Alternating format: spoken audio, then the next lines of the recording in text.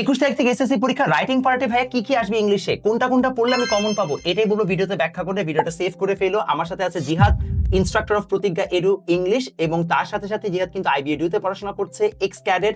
আশা করি ওর সাজেশনটা এবার ফর শিওর কমন পড়বে। কমন পড়বে না ইনশাআল্লাহ। ইনশাল্লাহ? ওকে, সো ডায়লগ রাইটিং এ যে 8টা টপিক আমাদের আসতেই পারে এবং কমন বলতে গেলে আসবে, এই 8টা টপিক তোমরা স্ক্রিনে দেখতেই পারতেছো, যা স্ক্রিনশট নিয়ে সেভ করে রাখো।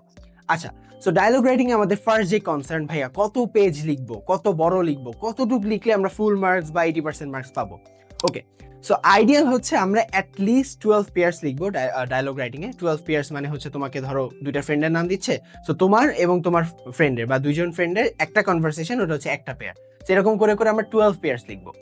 অ্যান্ড তুমি যদি যে কোনো একটা টপিক ধরো, ফর এক্সাম্পল এইম ইন লাইফের কথা যদি বলি, সো এইম ইন লাইফে তুমি জাস্ট লিখলা যে আমার এইম ইন লাইফ ইঞ্জিনিয়ার হওয়া বা ডক্টর হওয়া বা কিছু একটা হওয়া।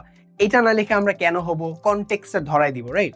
এটা হলে আসলে লাভ কি, বা তোমার প্রসেসটা, এটা অ্যাচিভ করতে কি কি তোমার বেসিক্যালি স্টেপস নেওয়া লাগবে, এইসব আমরা কিন্তু ডায়লগ রাইটিং এ বা অন্যান্য রাইটিং এও কিন্তু ফুটে তুলবো। জাস্ট স্ট্রেট ফরওয়ার্ড অ্যান্সার দিলাম এমন যেন না হয়।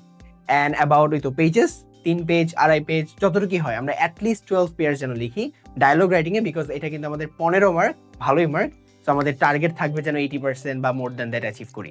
সো বেস্ট অফ লাক সবাইকে।